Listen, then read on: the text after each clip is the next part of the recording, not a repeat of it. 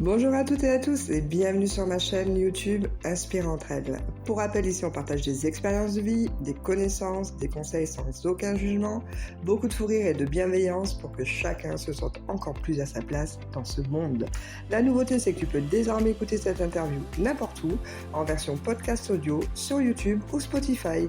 Alors n'attends plus et abonne-toi vite pour rejoindre cette belle aventure. Avant de commencer, une petite dédicace à Malo et Julia, deux petits anges qui remplissent mon cœur de joie.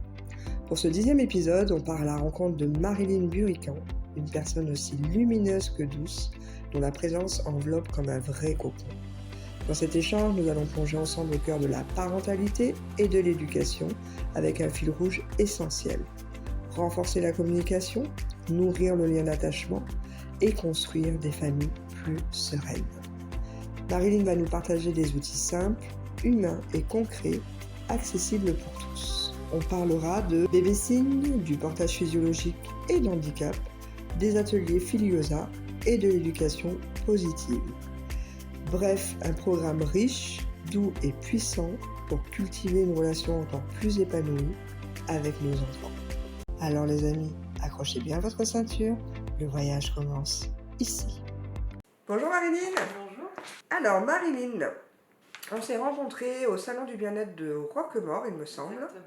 Voilà, et moi j'ai été de suite attirée déjà par votre luminosité et en fait j'ai de suite été happée par les petits bonhommes de couleur et surtout par la communication d'enfants-parents ou parents-enfants, ça va dans les deux sens parce que je pense que c'est un sujet aujourd'hui très important.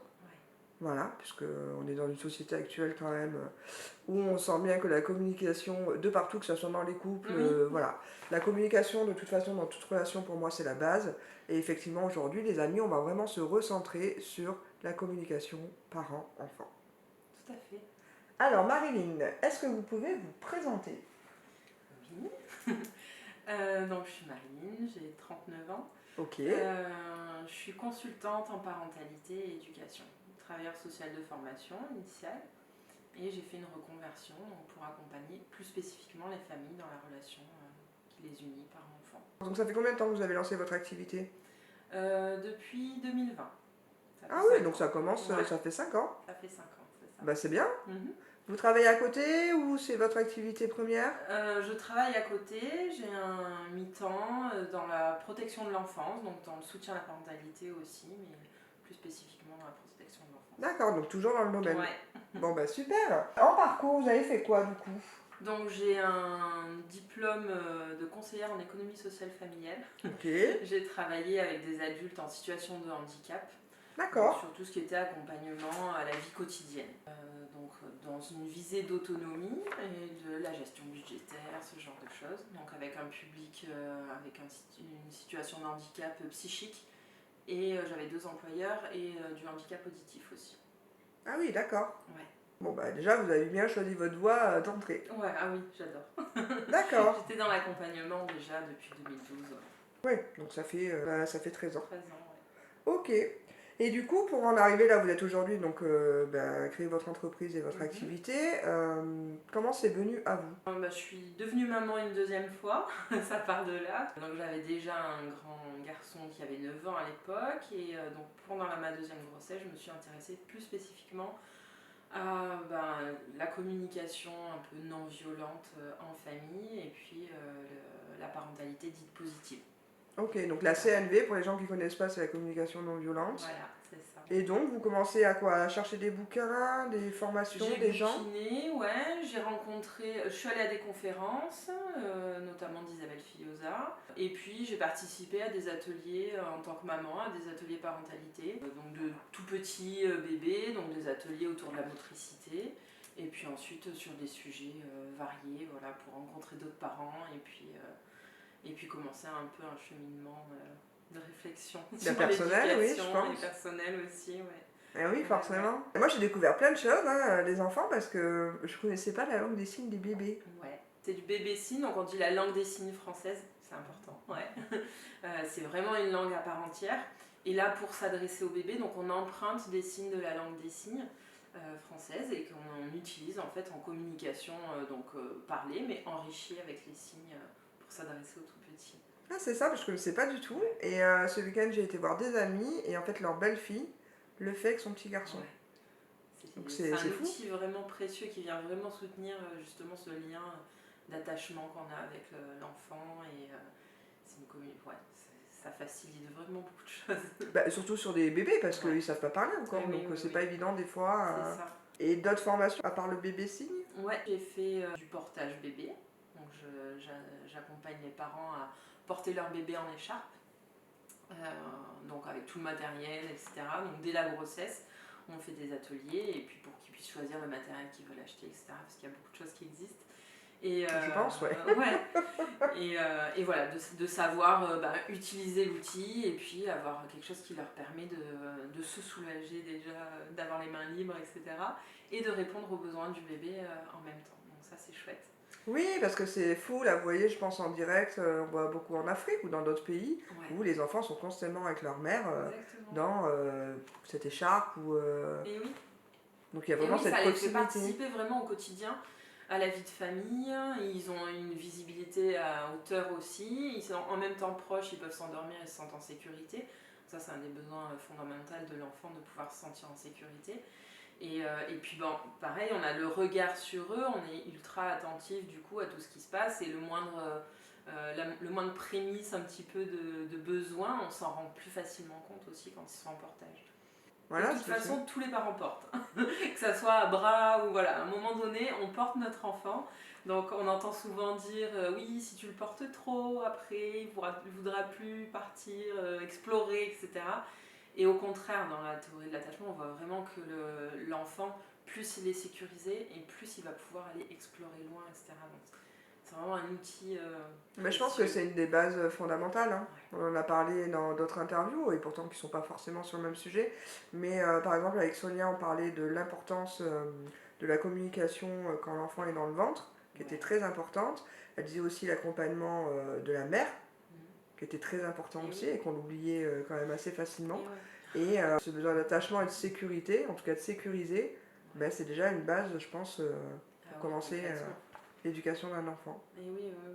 Oui, pour devenir un adulte épanoui, de toute façon. Je confirme. Voilà, il y a vraiment besoin de ça.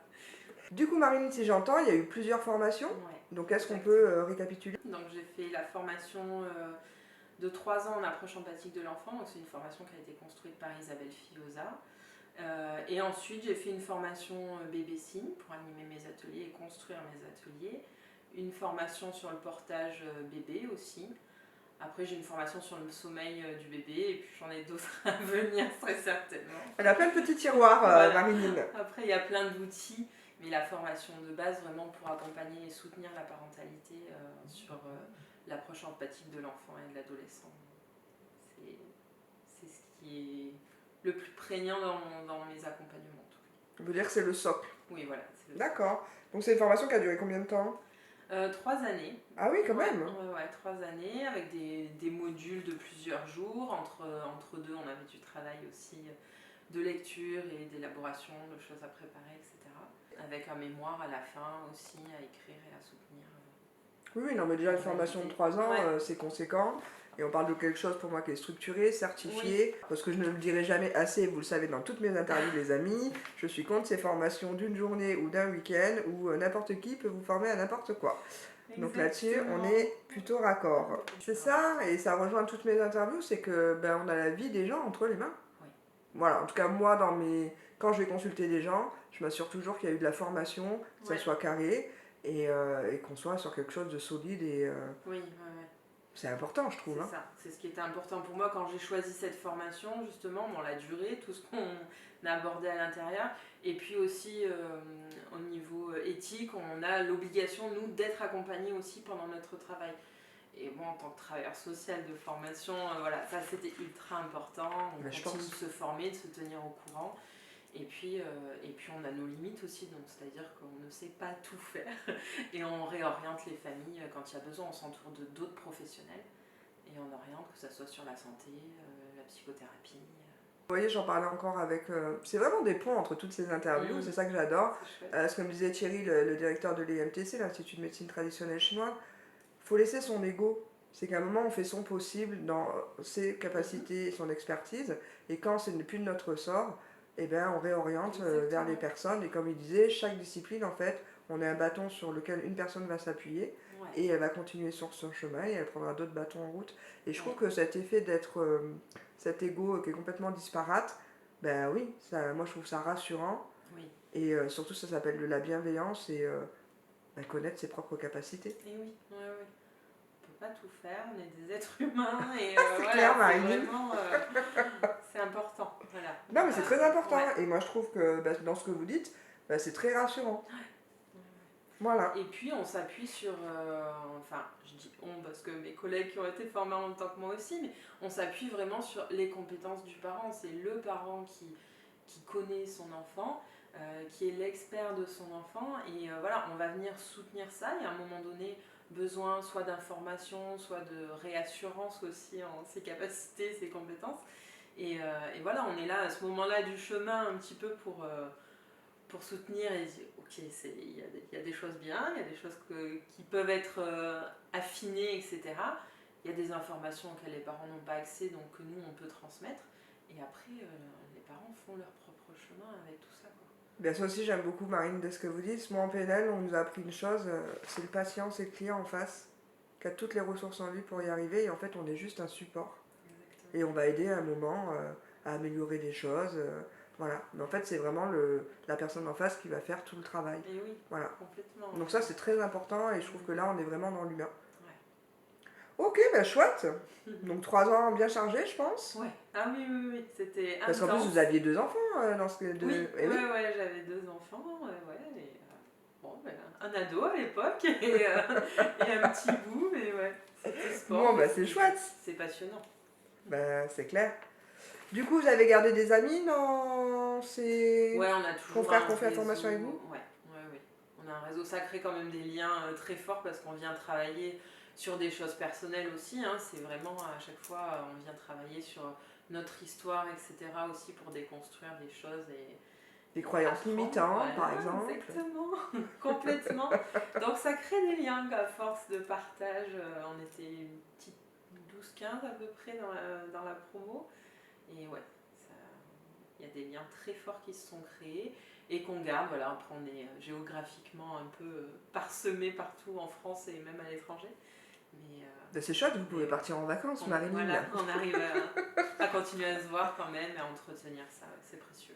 Non, mais c'est chouette. Et Marilyn a raison de vous le dire, les amis.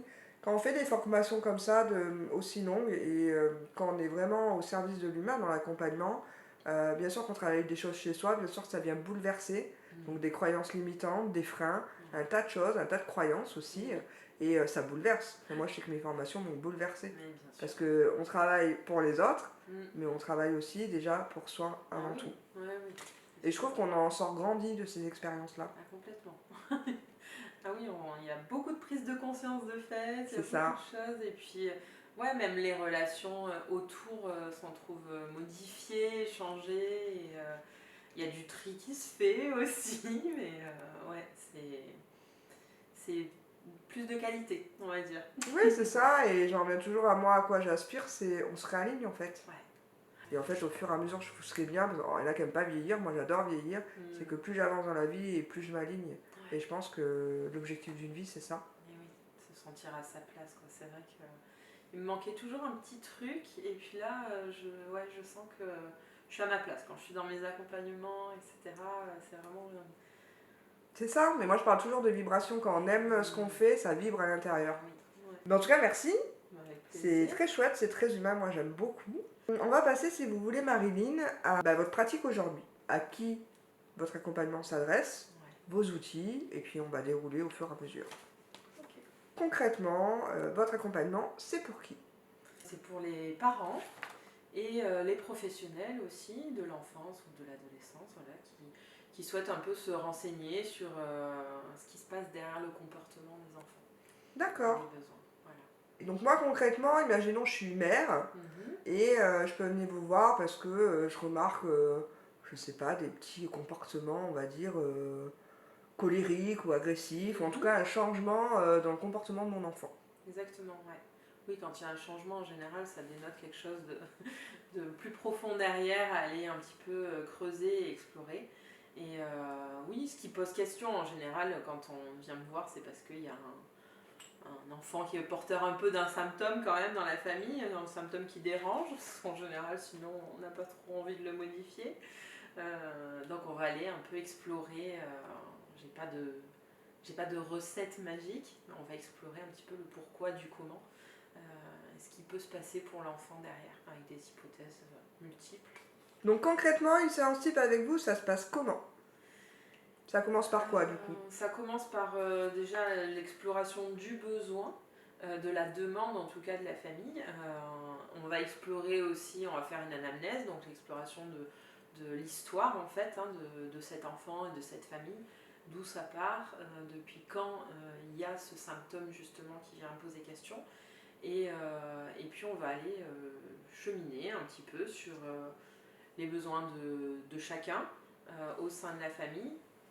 Donc moi j'apporte des informations quand le parent en a besoin, que ce soit sur le développement de l'enfant, voilà, sur les besoins spécifiques des enfants, selon les âges aussi, et des adolescents, ce que je fais jusqu'à l'âge adulte, tant qu'on vit sous le même toit, on va dire. Ah oui, ça va jusqu'à moi, je pensais pas que ça allait... Ah, jusqu'à l'âge adulte. Enfin, jusqu'à l'adolescence plus, on va dire. Il y a des oui, mais alors c'est quoi l'adolescence, Marine? Voilà. Parce qu'aujourd'hui, les préados, ils ont 9 ans, donc moi ça a tellement changé. Non, l'adolescence au niveau cérébral, vraiment, le cerveau arrive à maturité à 25 ans. Donc on a le temps quand même. Voilà. On a le temps de... J'allais rire, j'allais dire ça c'est beaucoup plus tard. On a le temps de profiter et de souffrir à certains moments. Mais voilà, tant qu'on est... Même quand on est plus sous le même toit, quand on se pose des questions sur la relation et la communication en famille. Oui, c'est chouette, mais en plus, moi je pense encore plus loin. Alors, moi j'ai toujours. Parce que des fois, les parents viennent pour un besoin pour eux, mais qui correspond peut-être pas forcément à celui de l'enfant. Exactement. Et je pense aussi que c'est des choses qu'on peut découvrir. Ouais. Je me pose comme ça. Oui, complètement. Mais là, c'est vraiment le travail d'avoir une prise de conscience, en fait, de ce dont l'enfant a besoin, ce dont le parent a besoin, et puis voir justement qu'est-ce qui se cache derrière. Comment aligner les besoins de tout le monde aussi, parce que dans une vie de famille, c'est pas forcément toujours simple. Voilà, des fois l'enfant a besoin de bouger et le parent a besoin de calme. Donc voilà, on essaie de trouver des outils qui facilitent les choses. Donc du coup, un temps d'échange pour bien comprendre la situation et les besoins du moment. Ouais. Et ensuite, vous allez explorer ensemble, donc avec les parents et l'enfant. Parce que du coup, l'enfant, il participe à l'accompagnement. Comment ça se passe au rendez-vous? L'enfant peut être là. Alors, je reçois pas les enfants seuls. C'est plutôt bien, oui. Voilà, ouais. Non, je suis pas thérapeute, donc je reçois pas les enfants seuls. Je reçois vraiment la famille. Après, ça peut être le parent seul, ça peut être le couple conjugal ou parental, s'il y a un couple séparé aussi. Et puis avec ou sans les enfants, ça dépend. Et puis c'est très personnalisé, il n'y a pas deux accompagnements, même pour le même problème, entre guillemets. Je pense. Deux accompagnements ne sont pas du tout les mêmes. Bah oui, vous avez des personnalités différentes en face. Mais c'est ça qui est chouette. Et, D'accord, donc c'est vraiment un accompagnement, moi j'appelle ça personnalisé, exactement. Et qui est vraiment au rythme de la famille. Voilà. Bah oui, mais donc du coup du respect, de la bienveillance. Et après, on voudrait revenir aussi, je vois mes amis autour de moi, c'est un grand bouleversement d'avoir un enfant. Ouais. Ça revient remuer beaucoup de choses, et puis à chaque enfant, il y a de nouveaux bouleversements. C'est vraiment, des fois on a un peu l'impression que c'est bon, je suis déjà parent, le deuxième, le troisième, c'est facile, mais non, on a un être humain qui a pris de l'âge, qui a vécu d'autres choses, qui est déjà parent aussi. Ça peut venir vraiment bouleverser et faire remonter des choses de notre propre enfance aussi. Donc c'est important d'avoir un endroit où on peut venir déposer et un petit peu élaborer autour justement de cette parentalité, de ce qu'on veut être comme parent, quel parent on a envie d'être pour nos enfants, et puis voir ce qui est possible au quotidien, et voilà, pour pouvoir justement rester aligné, comme vous disiez tout à l'heure, au niveau personnel, là, parce que souvent on fantasme un petit peu le parent qu'on a envie d'être pendant la grossesse ou le processus d'adoption, etc. Et puis après on fait avec ce qu'il y a sur le tas, on fait comme on peut, Et des fois, on a tendance un peu à oublier aussi ce qu'on avait envie d'être avec les injonctions de la société, etc. Et là, ça permet un temps aussi pour se recentrer, voir ce dont on avait envie, si voilà, la relation nous satisfait pleinement aussi dans ce qu'elle est. On n'est pas juste dans nourrir, accompagner à l'école et coucher, etc. Mais on veut quelque chose de qualité, de profiter. C'est ça, mais complètement. Mais c'est pour ça que je voulais insister sur ce point-là, parce que moi j'ai vu beaucoup d'amis, bah, forcément, hein, bah, qui ont eu des enfants, mais c'est vraiment des gros bouleversements. Mais que ça soit dans la relation de couple. Ouais. Et puis moi je vais beaucoup plus loin, il y a des femmes, alors c'est pas du tout une critique, mais il y a aussi des femmes, et je pense que c'est un sujet important, qui s'oublient aussi parfois dans leur rôle de mère, qui ne sont plus femmes, et forcément ça a des impacts. Moi je suis une ultra féministe, donc j'arrive avec mes sabots, mais ce que je veux dire, avoir un enfant aussi, c'est de mettre en pause sa carrière des fois, et pour élever ses enfants, avec l'appui bien sûr de son compagnon. Mais je veux dire, les enfants, vous croyez pas qu'avoir un enfant c'est là, c'est facile, c'est tout beau, c'est tout joli. Et ce que j'aime bien ce qu'a dit Marilyn, c'est que moi j'avais plein d'amis qui avaient bien des lignes directives sur moi je serais comme ça comme mère, machin, nana. Et après ça s'appelle la réalité. Exactement. Avec la fatigue, avec un tas de choses, l'épuisement, parce qu'il faut en parler aussi. Avoir un enfant, bah, c'est fatigant. Rien que l'accouchement. Fatigant, mais complètement. C'est ça. Physiquement, l'accouchement, les hormones, le bouleversement voilà, que ça produit dans le corps. Le manque de sommeil. Le manque de sommeil, ça c'est la pire torture. Je crois que c'est le pire. Hein. Ouais, c'est vraiment dur. Ça, personnellement, je l'ai expérimenté ça 2 fois dans de très longues années. Et oui, c'est dur. C'est dur et puis on se sent beaucoup jugé en tant que parent. Quoi qu'on fasse, hein, de toute façon, quelle que soit la parentalité qu'on choisit, c'est soit trop, soit pas assez. Voilà, il y a beaucoup d'injonctions quand même dans la société, de la part de la famille, des amis, des grands-parents. Il y a une incompréhension au niveau... on est quand même dans une société où justement l'éducation positive, c'est quelque chose... Alors, ça date quand même, mais c'est nouveau. On en parle de plus en plus maintenant. Et il y a un peu un conflit de génération quand même, où voilà, les grands-parents ont du mal à comprendre pourquoi on ne refait pas exactement comme eux ont fait. Oui, c'est le clivage. Mais on y reviendra sur ce sujet-là, parce que moi j'aimerais bien en discuter avec vous, parce que j'ai un avis sur la question. Mais je comprends. Vraiment pour les grands-parents, là, il y a vraiment un grand disparate entre ce qui a été fait et ce qui est fait aujourd'hui. Mais on voit aussi des grands-parents aujourd'hui pleinement épanouis, parce que les grands-parents d'aujourd'hui ne ressemblent pas à nos grands-parents. Ils font des activités avec eux, ils les emmènent, ils sont en meilleure santé, plus disponibles aussi. Donc je trouve aussi que c'est chouette aussi comme relation ce qu'il y a aujourd'hui. Voilà. Et même nous, des éducations, on a eu, ça dépend des familles, où il n'y avait pas forcément de la démonstration de l'amour et de l'attachement. Aujourd'hui, on voit des grands-parents qui sont complètement gaga. Oui, on entend beaucoup de parents qui disent mais avec moi ils n'étaient pas comme ça et voilà, et puis ils se vengent entre guillemets et là ils peuvent tout donner quoi. J'appelle ça les grands-parents gaga. Ouais. Mais c'est chouette, c'est beau. Oui, c'est chouette, et c'est précieux pour les enfants aussi, c'est d'autres figures d'attachement qui apportent. Oui, moi je suis très... c'est clair, les grands-parents c'est une belle image. Super, merci beaucoup. Donc on a vu le déroulé d'une séance type. Donc maintenant, on va voir quels sont les champs que vous allez explorer dans cet accompagnement. On explore tout ce qui fait partie de la relation parent-enfant. Alors moi, il y a une chose, les amis, donc je vais vous montrer tout doucement, si j'y arrive. Là, vous voyez, il y a déjà des petites choses là que j'aime beaucoup. Et je pense que tout le monde connaît. Alors je crois que c'est un dessin animé qui est super connu. C'est un livre pour enfants, Voilà. Et moi, ces petits bonhommes, il me semble que c'est les émotions. Les émotions, c'est vraiment la base de mes accompagnements. Je travaille énormément avec les émotions, tout part de là, hein, les besoins, les émotions, et ce qui se passe dans le corps. Déjà prendre conscience chacun, parce que les adultes n'ont pas forcément été éduqués là-dedans non plus, donc prendre conscience de ce qui se passe dans le corps, aller explorer un petit peu tout ça et pour pouvoir comprendre aussi ce qui se passe chez nos enfants. Et les enfants, quand ils sont habitués à nommer les émotions des tout petits, c'est fabuleux parce qu'ils ont un accès direct à leur corps, ça se passe, ils en parlent.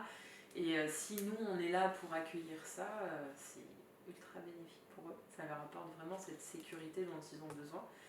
et cet alignement à leur corps et pouvoir ensuite communiquer plus facilement. Moi, les émotions, j'adore. Et d'ailleurs, on le voit dans plein de petites vidéos. Bon, alors, je ne vous parle pas de l'Asie, où forcément là-bas, ils sont 20 ans à l'avance, même 50 ans, même millénaires en avance sur nous.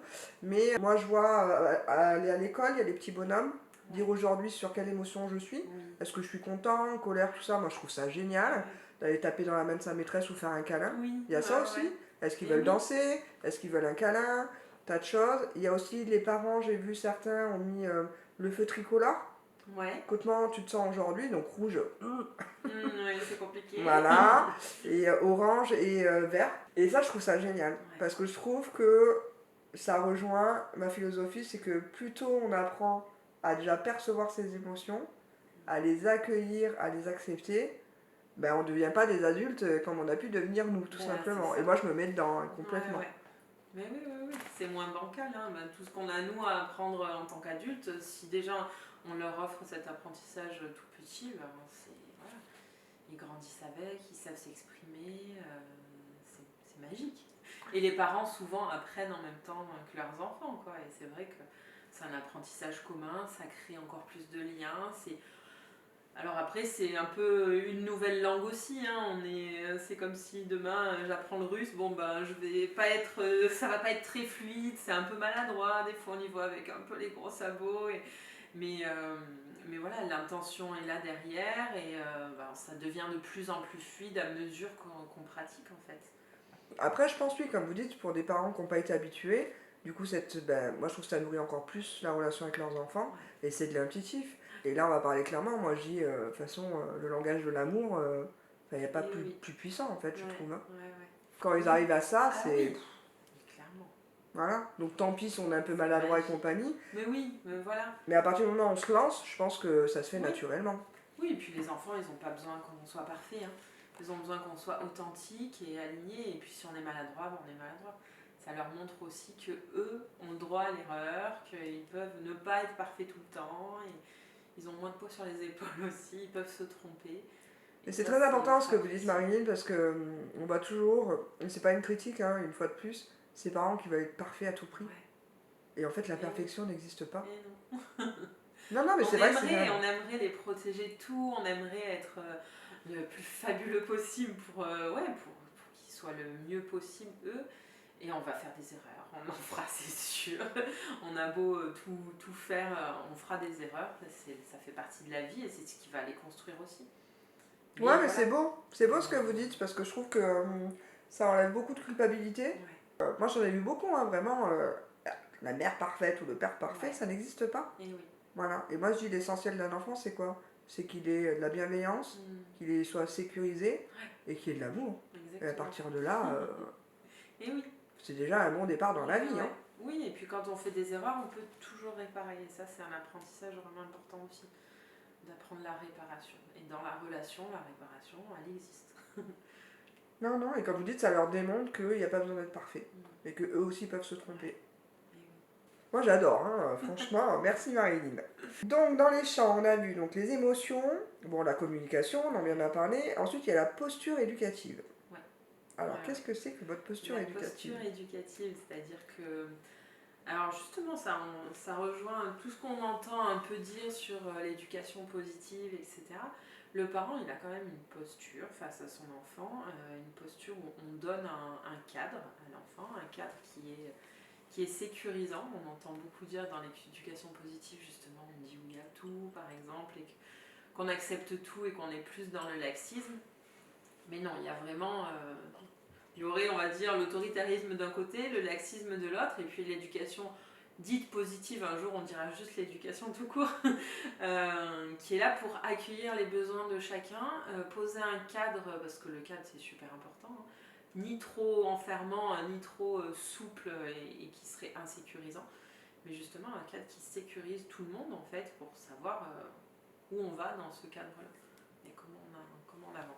Donc la posture du parent, ça serait ça, de donner, on répond aux besoins de l'enfant autant qu'on peut, en tout cas on accueille l'expression de ses besoins et on offre un cadre sécurisant à nos enfants. Les émotions. Donc on a les petits personnages. Donc voilà, ce genre de personnages, plus pour les tout petits, on va dire, ou les enfants.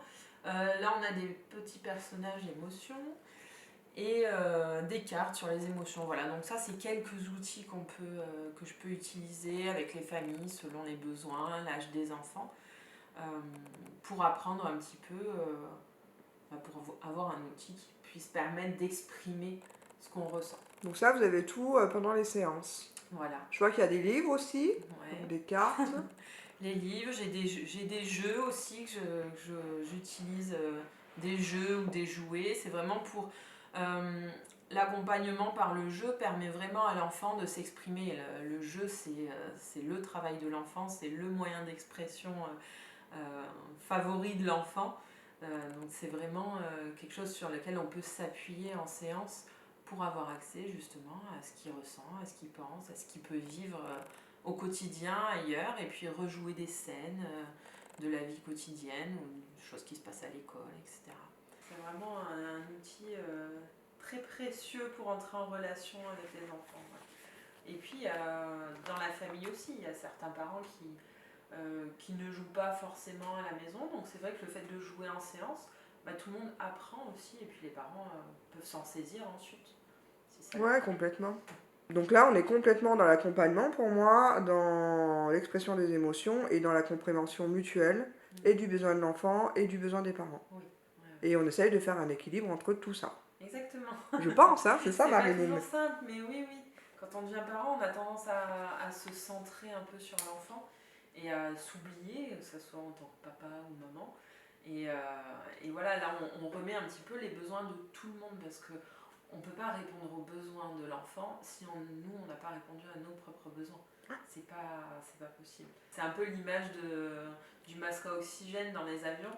Et on nous dit de mettre le masque à oxygène sur nous avant de le mettre sur l'enfant. Et c'est complètement ça, en fait. On a besoin de prendre soin de nous pour pouvoir prendre soin de l'enfant. C'est pas à la place d'eux, c'est pas avant parce que je suis égoïste, c'est pour pouvoir prendre soin de nous. Oui, mais c'est une très belle image que vous donnez, parce que c'est complètement ça. Et malheureusement, il y en a qui pensent à l'enfant avant soi. Et oui, ouais. C'est la complexité d'avoir des enfants dans l'éducation. En termes de cadre, on a parlé de cadre, on a vu que vous étiez structuré, enfin tout est bien posé. Est-ce que, on va parler d'éthique, est-ce qu'il y a des contre-indications? Des contre-indications, non. Ok. Après, c'est vraiment, j'accueille toutes les personnes qui se posent un peu des questions. Après, je reçois toujours, il y a toujours un appel téléphonique avant pour que la personne puisse m'exprimer son besoin, que moi je puisse lui dire comment je fonctionne aussi, voir avant de s'engager dans un accompagnement, voilà, comment, si elle sent que dans la relation justement ça va pouvoir le faire, et si moi je vais pouvoir répondre à ses besoins ou pas. Je ne suis pas thérapeute, donc par exemple s'il y a plus besoin de soins, je vais réorienter.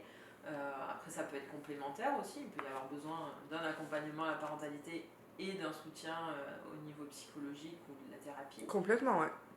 Mais voilà, le but c'est vraiment... de ressentir les choses. Ouais. Que ce soit et pour vous et pour les personnes qui viennent vous voir. Exactement. Ouais, moi je pense que ça va dans les deux sens. Confiance. Oui. C'est la base d'une relation saine pour moi.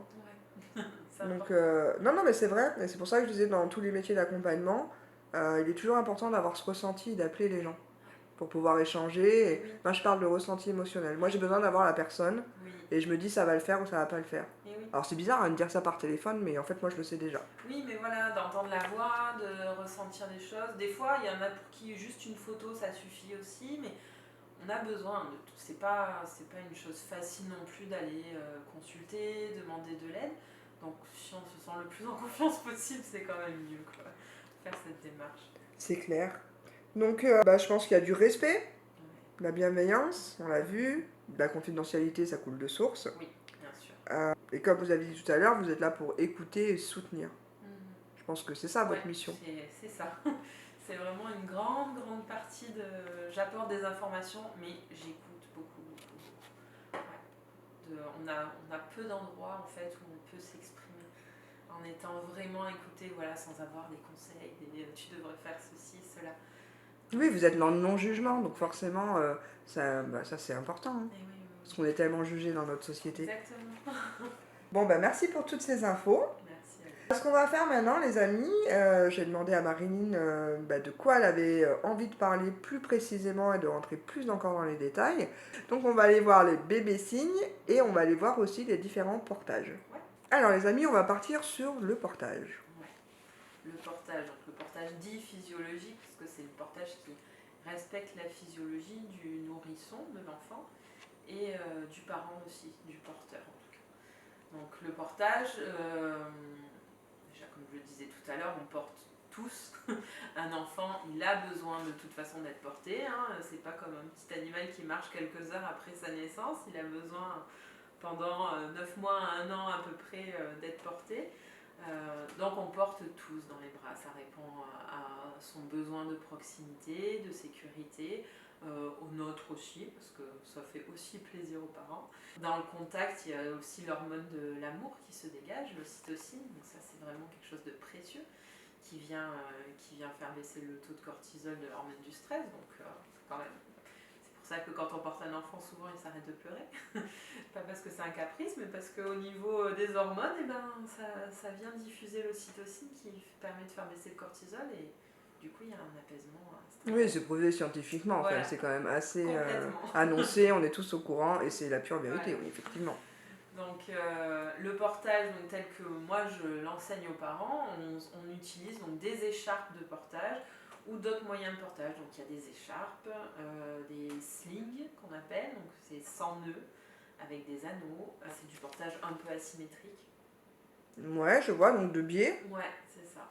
On porte plutôt sur le côté. Après, il y a du portage, il y a plein d'outils de portage différents justement. Quand on regarde sur internet, il y a énormément de choses. Donc l'atelier portage en lui-même, ça permet vraiment aux parents de voir, de toucher les différents tissus, ce qui existe. Parce qu'on voit tout de suite les écharpes qui font 7 mètres là et avec des nœuds et on se dit oh là là, je vais jamais savoir faire ça, ça prend du temps, etc. Mais vraiment, souvent je rencontre les parents pendant la grossesse. Donc j'ai des poupons qui sont lestés et qui donnent un peu l'impression justement de porter un nourrisson pour s'entraîner. Et puis pour voir avec quoi on est confortable en fait. Ouais, c'est chouette. Ouais. Donc différents outils. Ouais, différents outils. Donc on peut porter des nourrissons, on peut porter des plus grands. J'ai une formation portage et handicap aussi, donc c'est-à-dire que Ah, chouette. ça, ouais, c'est vraiment autant pour les parents en situation de handicap que pour les enfants qui vont avoir un handicap. Donc soit tout petit, soit plus grand aussi, parce que du coup les enfants en situation de handicap ils ont peut-être besoin d'être portés plus tard. Voilà. Quand une famille adore la randonnée et qu'elle a un enfant en fauteuil roulant, bon ben avoir un moyen de portage adapté qui permet de porter son enfant sur une longue distance, de se faire plaisir sur une activité qu'on aime, de partager et voilà, pour rendre quelque chose d'accessible en fait, parce que tout n'est pas accessible en fauteuil, par exemple, ça peut être vraiment important. Ouais, mais c'est chouette. Ouais, que dans le quotidien de ses parents, ça puisse voilà, faciliter les choses. Ça peut être du handicap moteur, mais ça peut aussi être un handicap, par exemple, un enfant autiste qui aurait besoin d'adaptation. Le parent a envie de porter, en même temps il a besoin de contenance, mais il y a certains tissus où ça ne le fait pas. Enfin voilà, il y a pas mal de choses qui peuvent être adaptées en fait pour répondre le plus près possible, pour être le plus près possible à la réponse du besoin. Non, mais c'est chouette, je ne sais pas. Je savais même pas qu'il y avait des ateliers pour ça. Et ouais. Non, mais c'est chouette, c'est bien. Il y a des ateliers soit collectifs pour l'apprentissage de la base du portage, comprendre, etc. Soit ça peut être en individuel aussi, donc je vais à domicile avec ma petite valise là, et tout mon bazar, chez les familles. Et voilà, on voit un petit peu. Je ne vends pas, moi, Les outils matériel de portage. Ouais. Parce que j'ai envie de rester justement assez indépendante, pas conseiller une marque spécifiquement. Il y a tellement de choses qui existent, mais voilà, le but de pouvoir toucher. Et puis ensuite, en général, les familles, après les ateliers, je les ai en contact aussi par message pour qu'ils orientent leur choix. achat, en fait. Ouais, complètement. Parce que du coup, je pense, donc vous parliez plusieurs matières, donc plusieurs différents, mais aussi, je pense, la position.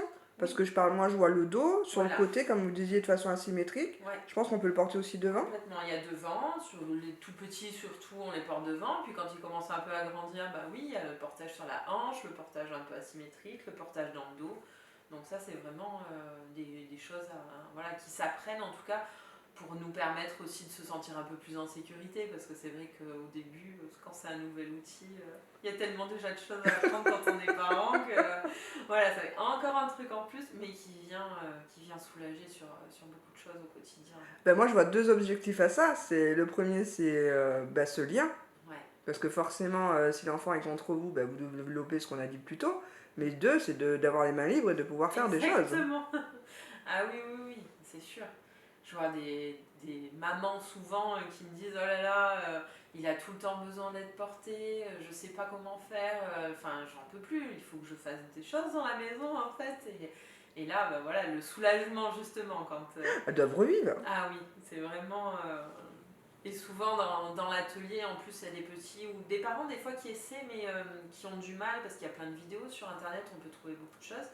Donc c'est chouette, ça permet de... Mais il y a des subtilités qu'on ne voit pas forcément en vidéo et qu'en atelier de portage, on peut le voir plus facilement. Donc c'est vrai que souvent, j'ai des tout petits qui s'endorment dans le sling là ou en écharpe pendant l'atelier. Et là, c'est le soulagement sur le visage du parent et le tout petit qui s'endort. Là, c'est... Non, puis c'est trop chouchou. Ah ouais, moi je repars, je suis remplie de... Elle est galvanisée, Marilyn, par tant d'amour. Ah oui. Moi, c'est pas moi qui porte les bébés, mais vraiment, j'adore voir ça. C'est vraiment... Bah non, mais c'est beau. Ah oui.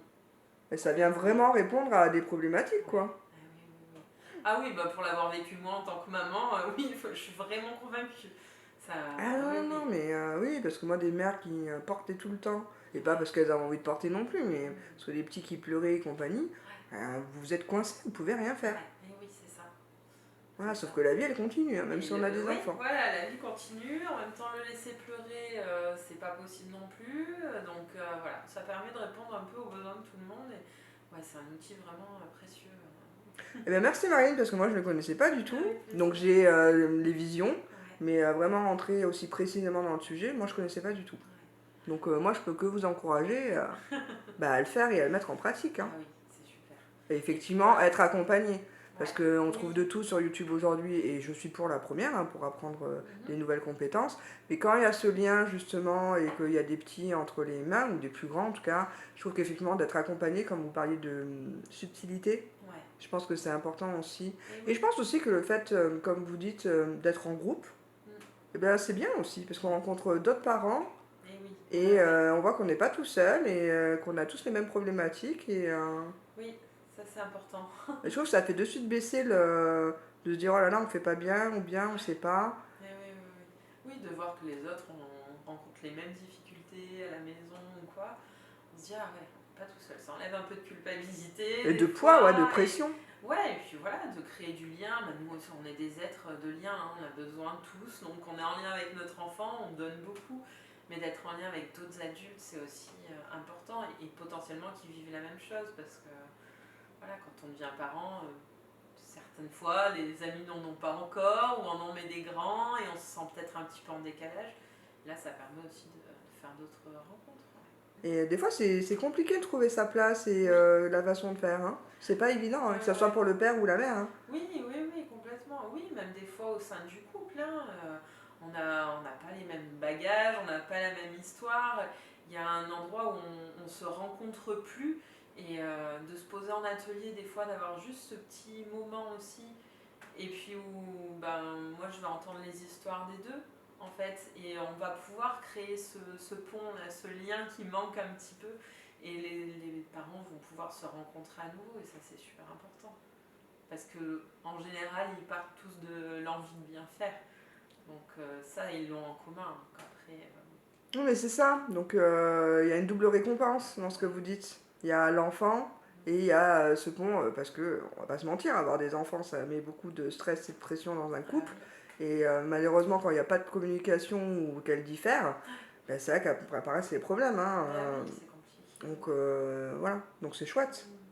En plus, se recentrer sur l'enfant et de pouvoir refaire des ponts. Moi, je peux vous dire que bravo, Marilyn. Je suis très contente. Donc, on a vu le portage. Et là, on va voir les bébés signes. Les bébés signes, c'est ça. Ah, Donc, ce sont des signes qu'on emprunte à la LSF, la langue des signes française. Donc, c'est vraiment des signes qui existent, qui font partie de cette langue-là, hein, qui est une langue officielle et reconnue. C'est pas des signes qu'on invente, etc. Donc moi, dans les ateliers, donc ce sont des ateliers collectifs, hein, aussi pour qu'il y ait du lien entre les parents, dès la naissance, enfin dès la grossesse même. Pendant la grossesse, on peut déjà s'habituer un petit peu à, c'est quelque chose de nouveau comme outil, donc à commencer à signer un petit peu. Et le but, alors ce ne sont pas des cours de langue, hein, parce que c'est vraiment une langue à part entière, donc voilà. je me doute. Je ne suis pas du tout formée à ça. Il y a des cours qui existent, mais c'est vraiment apprendre certains mots-clés en fait. Donc par exemple, on va avoir, on parlait des émotions, donc on va avoir, c'est des mots, des signes du quotidien, et on va avoir j'ai un atelier sur les émotions spécifiquement. Donc on va explorer pendant l'atelier, donc j'ai des ateliers sur divers thèmes. On va aller explorer par le biais d'albums de lecture. Donc on va lire des histoires, je vais créer des jeux aussi. Et ça s'adresse vraiment aux parents. Donc il vient avec son bébé, mais moi je m'adresse aux parents et c'est le parent qui va ensuite offrir ce bain de langage à son enfant. C'est vraiment à destination, moi, de l'adulte. Donc via des jeux, des chansons, on chante aussi, on se remet à chanter des chantines. Multifacette, voilà. Marilyn. Pour s'entraîner en fait à signer en même temps qu'on parle, hein, parce qu'il n'y a jamais le signe seul. Les parents des fois ont un peu peur que si on signe avec les enfants, ils parlent plus tard, mais pas du tout en fait, ça leur offre un outil supplémentaire. Mais ça ne retarde absolument pas l'acquisition du langage. Vous faites bien de le dire, et moi je vois plutôt ça comme une option supplémentaire. Ouais, c'est ça. Et ça, c'est chouette. Ah oui, complètement. Au niveau cérébral, ça va créer d'autres choses, un nouvel apprentissage, etc. C'est super important. Et donc cet enfant-là, à qui on va offrir ce bain de langage, ou voilà, par exemple, on va lui dire, tiens, à chaque fois qu'on fait quelque chose, on va changer ta couche, etc. On va signer bonjour, on va signer plein de petits mots au quotidien, comme si on venait un petit peu surligner en fait un mot précis dans une phrase, pour qu'ils comprennent le mot-clé en fait et le message qu'on veut faire passer. Et petit à petit, il va pouvoir s'en saisir. Alors, il y a des enfants qui s'en saisissent jamais, c'est frustrant pour le parent, mais ils vont comprendre, mais ils vont jamais signer, ils n'ont pas envie, voilà. Ok, ça fait partie aussi de cette éducation-là, il a le choix. Hein. Et on va pas prendre les mains de l'enfant pour lui faire faire, par exemple. Ah non, je pense qu'il faut que ça reste naturel et spontané. Et petit à petit, on voit beaucoup de petits qui s'en saisissent, qui vont dire... souvent le premier signe c'est encore, comme quand les petits apprennent à parler, en général c'est encore le premier signe, parce que c'est quand même quand il y a un truc cool qu'on en redemande, donc c'est très rigolo parce que le signe vient vraiment... Et là, voilà, ils peuvent s'en saisir, et là, on a accès, c'est fabuleux, parce que les parents, vraiment, je reçois des petites vidéos après, ça y est, son premier signe. C'est trop mignon. C'est génial, ah ouais. Et puis quand ils grandissent, il y en a qui gardent certains signes, et par exemple, quand ils sont dans le jardin en train de jouer à travers une fenêtre, hop, ils peuvent nous dire un truc, donc c'est chouette. C'est rigolo, c'est génial. Ah non, puis ça ouvre encore une autre langue. Ouais. Ah oui, et en plus, moi, je rejoins aussi... les personnes sourdes et malentendantes. Mais oui, c'est et ça. Du coup, ça permet aussi une relation, en tout cas, une possibilité de communiquer avec ces personnes plus tard. Ouais. Donc moi, je peux être que fan de ça. Ça ouvre le champ des possibles. Et c'est vrai que moi, j'avais il y a une sensibilisation toujours dans mes ateliers à ce handicap-là, justement, et à la langue des signes, au respect de cette langue qui est une langue à part entière. Et voilà, on respecte, on emprunte ces signes-là. Et justement, d'apprendre aux enfants à dire bonjour, etc., d'apprendre qu'il y a une autre langue qui existe, une vraie langue qui est reconnue, c'est important. Moi, j'ai travaillé avec des adultes sourds et malentendants, donc j'avais vraiment envie de pouvoir conserver ça et de pouvoir un petit peu sensibiliser à ma hauteur, en tout cas. Mais c'est super important ce que vous dites, parce que j'ai une autre amie qui était en formation avec moi, Mandy, avec laquelle j'ai fait une vidéo sur l'endométriose, qui connaît la langue des signes. Ouais. Et pour elle, c'est très important de pouvoir interagir avec les personnes sourdes et malentendantes, justement. Voilà. Ben oui, c'est un handicap invisible où en France il y a beaucoup de barrières pour accéder à la Mm. communication, c'est vraiment compliqué. Donc voilà, après c'est pas grand chose si on sait dire bonjour, merci et voilà, quelques mots-clés. Mais ça peut aussi donner envie à des enfants d'apprendre plus et Complètement. imaginer qu'un jour, voilà, ça soit appris dès tout petit et qu'il y ait 2 langues en France, ça serait formidable. Ah ben moi c'est ma vision, hein, dans ma vision Ah oui. utopique, Oui. parce que je vois 2 petites vidéos qui m'avaient mis l'alarme à l'œil, c'est justement une petite fille, alors je sais pas dans quel pays c'est, je me trouve aux États-Unis ou je ne sais où, et je crois que c'est les boueurs Ouais. qui est sourd et malentendant, et en fait elle a appris la langue des signes. Et en fait elle vient lui dire bonjour quand elle le voit, et Oui. moi je trouve ça... Ouais, c'est génial. ah ouais. Et oui, et puis les enfants, ils ont déjà une capacité d'apprentissage folle et puis une ouverture d'esprit aussi. Donc voilà, tout est possible avec eux. Donc très important, donc moi je peux que vous conseiller, vous inciter à le faire, parce que ça ouvre une option supplémentaire, et n'oubliez jamais que vos petits ont une capacité d'apprentissage, c'est là où il faut amener les langues le plus rapidement possible aussi. Quand on voit le niveau d'anglais en France, ça fait peur. Et... non mais c'est vrai. Ah oui, c'est sûr. Voilà. Et en plus ils s'amusent, c'est Oui. pas quelque chose comme plus tard qui devient forcé. Pour eux c'est naturel, ils apprennent au fur et à mesure, et c'est vraiment à ces âges-là où moi je dis qu'il faut donner le plus d'apprentissage possible. Oui. Bon, sans tomber dans l'extrême, on est bien d'accord. Hein. Mais c'est chouette. Là c'est vraiment dans le quotidien. Ouais, mais comme je vous ai dit, j'ai Lydie qui se reconnaîtra qu'il le fait avec Malo, et je trouve ça chouette. Ouais.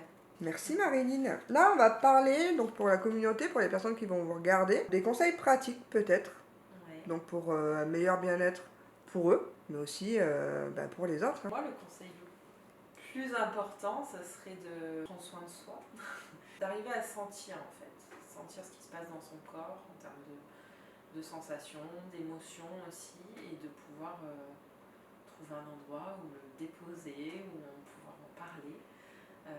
Et voilà, pour pouvoir prendre soin des autres, c'est prendre soin de soi avant comme on disait tout à l'heure. De toute façon, moi ça je vous rejoins là-dessus, je pense que pour être bien avec les autres, il faut être bien avec soi. Et on le dit beaucoup dans beaucoup de vidéos, ça c'est Delphine qui l'avait dit, on est son meilleur ami et on est surtout la personne avec qui on va le vivre le plus. Exactement. Donc autant prendre soin de soi. Du coup vous accompagnez les parents, j'ai entendu, donc moi je pensais au bébé et vous avez dit jusqu'à l'adolescence, même voire un peu plus tard. Mais du coup je pense que vous accompagnez aussi les parents avant l'arrivée du bébé. Oui, complètement. Dès la grossesse, il y a même des parents qui, quand ils envisagent le projet bébé, peuvent venir déposer, en discuter entre eux aussi en séance. C'est complètement adapté de pouvoir se poser les bonnes questions, par exemple, sur le parent qu'on a envie d'être, sur moi j'ai vécu ça et j'ai pas envie de reproduire, mais en même temps, si je suis en opposition complète, le résultat risque d'être le même aussi. Et voilà, de se poser toutes ces questions-là. Il y a de plus en plus de parents quand même qui réfléchissent comme ça, qui ont envie de trouver un peu un point commun, au-delà du tiens, on fait un bébé, j'ai envie d'avoir un enfant avec toi, sur comment en fait, comment on va l'accompagner cet enfant, qu'est-ce qu'on veut pour lui dans notre relation de famille. Oui, et je crois que ça correspond à une évolution quand même des mentalités aujourd'hui, où on cherche du sens dans ce qu'on fait, dans ce qu'on va faire, et ça c'est chouette dans notre société quand même. On n'est plus à se lancer dans des trucs et pas y réfléchir après, ou pas prendre en tout cas la dimension que ça va prendre. Et moi je peux qu'encourager les parents quand ils ont ce projet justement d'avoir un bébé, de se faire accompagner, parce qu'on a, en plus selon les parcours de chacun, on a 1 milliard de questions, et surtout la peur de beaucoup de ne pas être un parent, pas parfait, hein, on l'a bien dit, mais d'être un bon parent. Donc je pense que ça c'est quand même la base.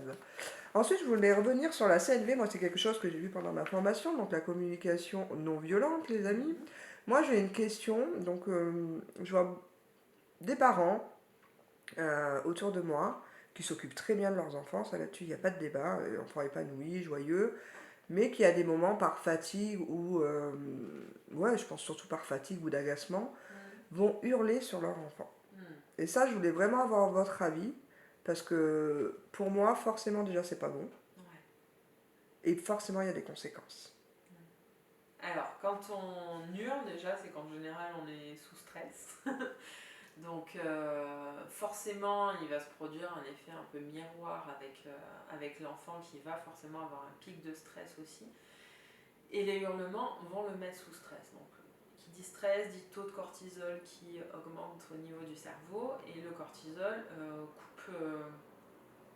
En fait, ça nous met dans un état où on n'a plus accès à la réflexion, à la partie du cerveau qui peut réfléchir, qui peut comprendre les conséquences, etc. Donc autant pour le parent que pour l'enfant, hein. Mais du coup, nous, en tant qu'adultes, on est quand même garant un petit peu de cette sécurité-là au niveau cérébral de notre enfant. Donc l'idée, c'est d'essayer le moins possible, on va dire, parce que de toute façon, des situations de stress, on en vit, on va en vivre, c'est un passage obligé, on va dire. On n'est pas parfait, comme on le disait tout à l'heure. Ce qui est important quand ça arrive, parce qu'on ne peut pas se dire je veux que ça n'arrive jamais, quand ça arrive, c'est de pouvoir ensuite aller en reparler avec l'enfant et pouvoir réparer. Parce que oui, ça a des conséquences donc sur son cerveau à ce moment-là, à long terme aussi, hein, quand le cerveau est soumis à un fort taux de cortisol très régulièrement, etc., ça a des conséquences quand même au niveau cérébral.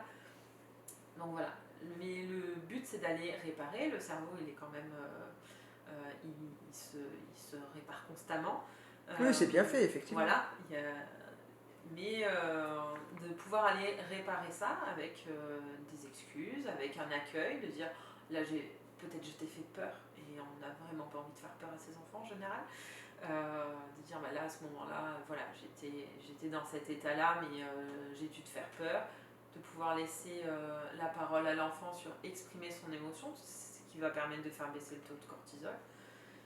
Et voilà, de recréer le lien en fait, de pouvoir réparer ça. Et pour ça, nous aussi, d'aller soit boire un verre d'eau, soit faire baisser notre propre taux de cortisol, parce que de toute façon, si on est ultra haut, on n'arrivera pas. Donc d'aller boire un verre d'eau, d'aller faire quelque chose qui nous plaît, de faire des respirations par exemple.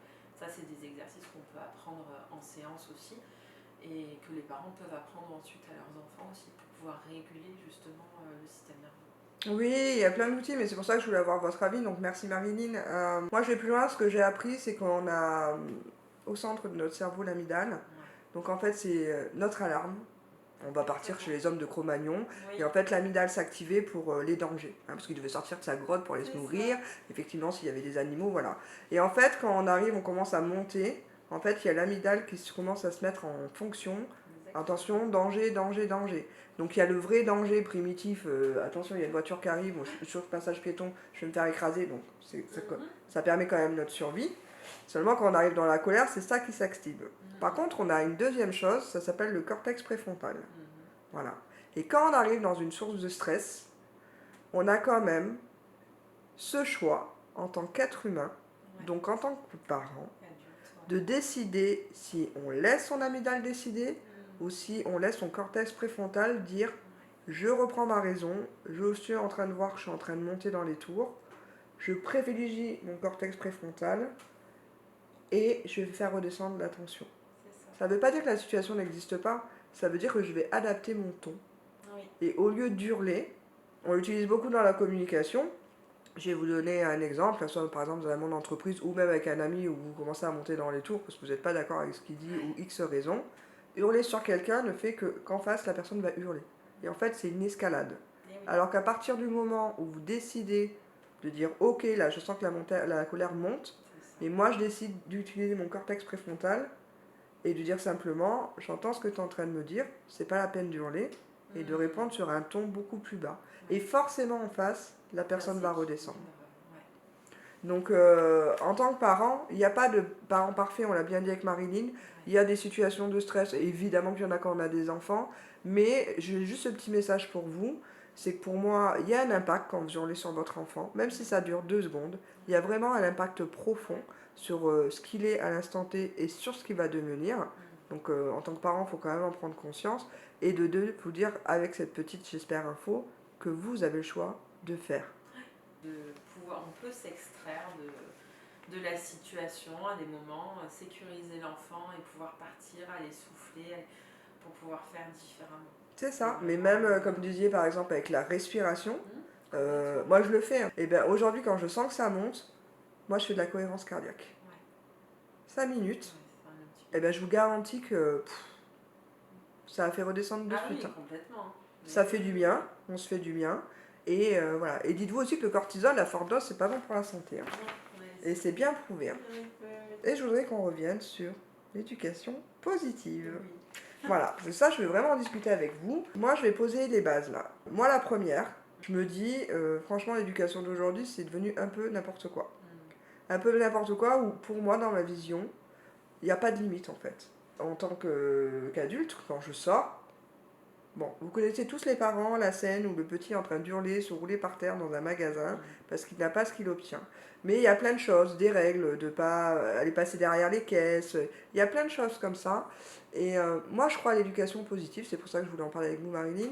Par contre, je pense qu'il y a un amalgame, même moi la première, hein, voilà, je témoigne, je pense qu'il y a un amalgame. Il ne faut pas confondre l'éducation positive avec des parents qui, hélas, n'ont pas reçu l'éducation et qui du coup ne savent pas transformer parce qu'ils ne se font pas accompagner, parce que peut-être ils n'en ont pas conscience, on reste des humains, hein, on a tous des défauts et des qualités, et forcément n'arrivent pas à transmettre ça à leurs enfants. Et c'est pas forcément de l'éducation positive. Non. C'est juste qu'ils savent pas comment faire. Ouais, Du coup, ils subissent. Oui, bien sûr. Voilà. Et moi, je pense, alors voilà, je suis honnête avec vous, hein, je vais dedans. Hein. Moi, la première, je pense que je fais l'amalgame. Ouais. Oui, mais il y a beaucoup de personnes qui font l'amalgame, en effet. Ouais. Donc, est-ce que vous pourriez la redéfinir, du coup, Ouais. pour qu'on ait une réponse claire, nette et précise, et surtout une vision de ce que c'est précisément. Ouais. L'éducation positive, c'est vraiment une éducation qui va prendre en compte les besoins de l'enfant et les besoins du parent. Ok. Et prendre en compte, ça ne veut pas dire répondre à tout. Et un besoin, ce n'est pas une envie. Voilà, donc c'est bien faire la différence. On peut avoir, par exemple, un besoin de se nourrir et une envie de chocolat. Donc on peut répondre à un besoin, justement, à la faim, hein, qui est un besoin quand même primaire. Oui. Voilà, sans pour autant, entre guillemets, céder à l'envie de chocolat qui va peut-être être inadaptée à ce moment-là. Aller vraiment explorer le besoin en fait derrière cette envie immédiate, parce que si ça se trouve on va lui donner autre chose à manger et ok, c'était de la faim donc nickel, mais en fait on va peut-être lui donner quelque chose à manger et en fait non, c'est juste qu'il avait besoin de douceur parce qu'il s'était passé quelque chose de difficile, donc il avait juste besoin qu'on accueille cette chose difficile. Parce que des fois, même nous en tant qu'adultes, hein, on peut avoir l'impression de dire ah mais en ce moment j'ai vraiment besoin de, je sais pas, De l'iPhone, le dernier. ouais. J'ai fait de l'humour. Non, mais voilà, mais ça peut, il y en a qui ont vraiment l'impression d'en avoir besoin, alors que peut-être derrière c'est un besoin de reconnaissance de mon niveau de vie, besoin d'être comme les autres, il y a tellement de choses qui se cachent derrière et il y a un besoin avec une multitude de stratégies. Et c'est plutôt enseigner ça à l'enfant, de voir, ok, pour tel besoin, toi tu penses à telle stratégie, moi en tant qu'adulte aussi, hein, j'en ai peut-être une autre. Et en fait, il y en a plein d'autres qu'on peut explorer ensemble en famille et aller voir un petit peu ce qu'il y a derrière. Et au niveau, justement, quand on disait la crise dans le magasin, etc., alors ça peut tomber sur tous les enfants, éducation positive ou pas, hein, tous les parents aussi. On a tous eu peur en faisant les magasins que ça tombe pile à ce moment-là. Non, puis le regard des gens. On préfère quand ça se passe à la maison, ouais, qu'il n'y a pas de témoin, parce que c'est tellement gênant. C'est compliqué pour les parents. Il y a beaucoup de honte pour les parents, parce qu'on sait que les gens autour jugent, hein, c'est sûr. Donc il y a du stress. Donc le stress fait qu'on réagit, voilà, sans avoir accès à notre cortex préfrontal. Non, puis on stresse les enfants aussi, je pense, parce voilà, qu'ils le ressentent. Aussi, bien sûr. Puis les magasins, enfin voilà, il y a de la musique, il y a de la lumière. Il y a tout pour dynamiser les choses. Ouais. En général, c'est après l'école, tout va bien, quoi. C'est formidable. Mais voilà, l'éducation positive, elle pose un cadre. Elle répond aux besoins, oui, elle entend en tout cas les besoins, mais elle vient poser un cadre qui est sécurisant. On n'est pas dans du laxisme, on n'est pas dans un cadre trop restreint qui serait vraiment de l'autoritarisme, on n'est pas dans quelque chose de flasque qui est tout mou ou sans cadre du tout qui sécurise pas. On est dans un cadre sécurisant, il y a des choses qui sont non négociables, et comme la loi par exemple, comme les règles de vie à la maison, voilà, ça c'est ce qu'on travaille en séance aussi, hein. de poser les règles à la maison. Qu'est-ce qui est important pour tel ou tel parent, qu'est-ce qui est important pour l'enfant aussi. Pourquoi c'est important? Parce que des fois on pose des règles, mais tu te coucheras à 20h. Quand on vient explorer pourquoi, moi je me couche à 20h moi, donc c'est comme ça en fait. On n'y a pas vraiment réfléchi, il n'y a pas vraiment de sens. Mais oui, c'est des règles induites inconsciemment, voilà. Et en fait on n'a même pas à réfléchir dans l'application. C'est ça. C'est ça, hein. Donc après, aller y réfléchir, mettre du sens sur les choses, déjà pour nous, pour qu'on soit alignés. Quand on dit non, on sait pourquoi en fait, c'est pas juste parce que c'est comme ça. Non, c'est non parce que en fait il y a telle et telle chose derrière. Et puis que ça fasse sens pour l'enfant aussi. Qu'il n'y ait pas d'injustice en fait, parce que voilà, c'est ce qui est compliqué à vivre souvent, c'est l'injustice. Quand la règle elle est juste et qu'elle prend en compte les besoins des uns et des autres, ok, on s'y conforte, voilà, c'est comme ça.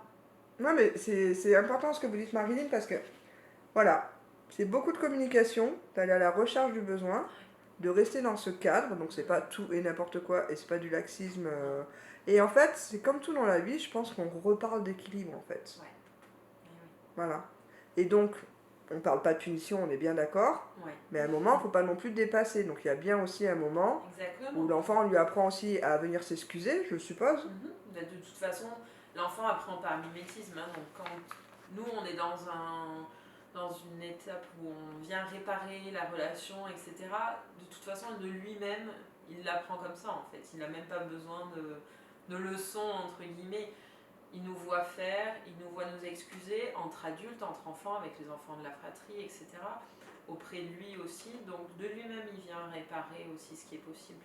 Mais oui, ça s'apprend. Quand il renverse un verre d'eau petit, on va lui apprendre à réparer. Donc sur des petites choses comme ça, et petit à petit, il le fait de lui-même aussi dans la relation. Parce que je pense que c'est important, vraiment au départ, parce que c'est pas inné, hein, d'aller s'excuser. Donc c'est pour ça que je trouve que c'est chouette. Et après, alors oui, on parle pas de punition, mais il y a forcément de toute façon des conséquences. Donc l'enfant va être confronté aux conséquences de ses choix. Par exemple, ranger ta chambre, sinon il n'y aura pas de sortie, par exemple. Donc là, on est plus dans la menace et la punition. Si tu n'as pas rangé ta chambre, tu sortiras pas voir tes copains. Bon, ok. Et en même temps, il y a une façon de dire qui peut dire, quand ta chambre sera rangée, tu iras voir tes copains. Et là, ça a une conséquence. Si la chambre n'est pas rangée, ça induit chez l'enfant que de toute façon, il comprend que les copains, ça sera une fois que la chambre sera rangée. Et tant qu'elle n'est pas rangée, si après il reste plus de temps, il n'aura pas vu ses copains, mais c'est une conséquence en fait.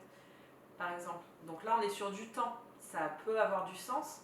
Après, si c'est, si ta chambre n'est pas rangée, demain, je sais pas, on fera pas tel truc, mais que ça n'a aucun lien, où tu es privé de télé, ou...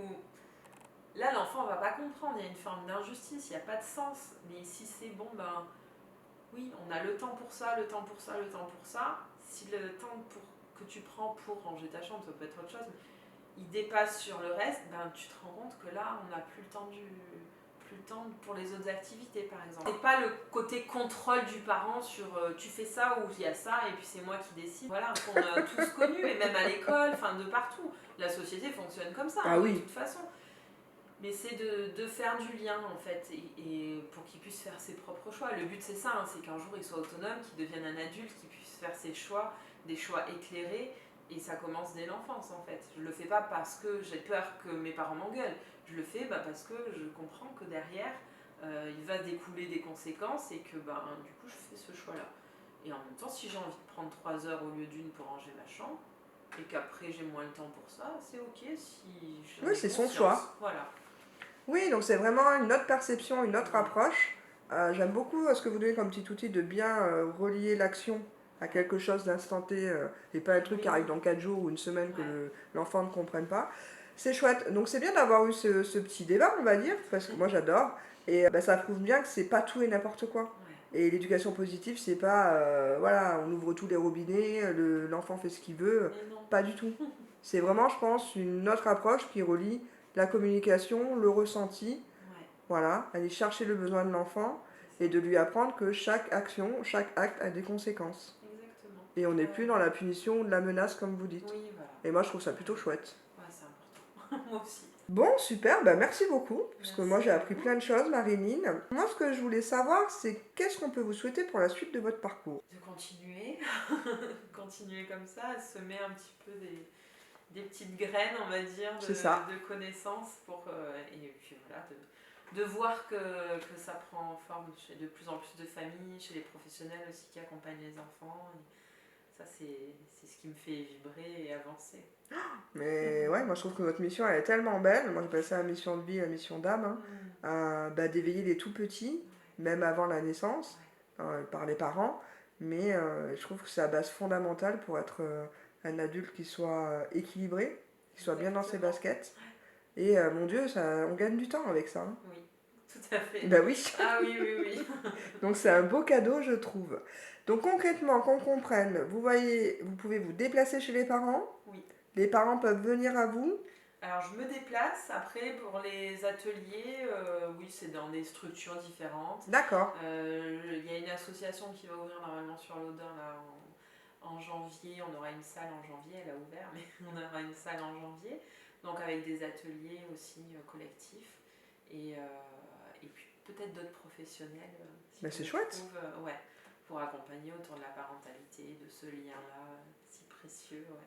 C'est ça. Donc, vous êtes sur l'Odin, Ouais, donc dans le Gard, à côté de Bagnols-sur-Cèze. Voilà. Donc de toute façon, je vous mettrai toutes les coordonnées en fin de la vidéo. Est-ce que vous avez d'autres projets? Les projets, c'est continuer à me former. Ouais, je suppose, ouais. J'aime beaucoup des formations voilà, sur le trauma, l'attachement, et pour pouvoir toujours accompagner et puis orienter du mieux possible sur le burn-out parental aussi, par exemple, pour pouvoir un peu détecter et puis réorienter vers les professionnels adaptés et répondre aux besoins des familles. Mais en tout cas, moi, je vous remercie. Merci à vous. Moi, j'ai beaucoup apprécié cet échange. J'espère que vous, en tant que parents, vous aurez appris des choses aujourd'hui. Du coup, les amis, je vous remets tout, parce que je suppose que vous avez un Facebook, un Instagram, je vous mets toutes les coordonnées. Je finirai par ceci. Pour moi, les enfants, c'est la base de l'humanité, et au plus tôt on leur apprend à décrypter leurs émotions et à communiquer de façon saine, voilà, et ça passe par les parents, je trouve que là, c'est un des plus gros projets que cette terre, elle porte tout simplement. Je suis bien d'accord. Merci Marilyn. Merci. Comme promis les amis, voici toutes les coordonnées de Marilyn. Donc pour rappel, elle est formatrice conférencière, consultante en parentalité et éducation, animatrice d'ateliers bébé signe et filiosa et monitrice de portage physiologique. Et son accompagnement s'adresse aussi bien aux professionnels qu'aux particuliers. Vous pouvez la contacter au 06 58 40 17 57. Elle intervient sur l'Odin, donc dans le Gard à côté de Bagnols-sur-Cèze et aux alentours sur demande. Son mail l'envol du cygne, donc lenvolducygne.aee.gmail.com. Vous pouvez la retrouver sur Instagram, vous tapez Marilyn-8 parentalité, vous la trouverez directement. Et vous avez ensuite son site internet lenvolducygne aee.wixsite.com. Et voilà les amis, c'est déjà fini pour aujourd'hui. Un immense merci d'avoir écouté ce podcast jusqu'au bout.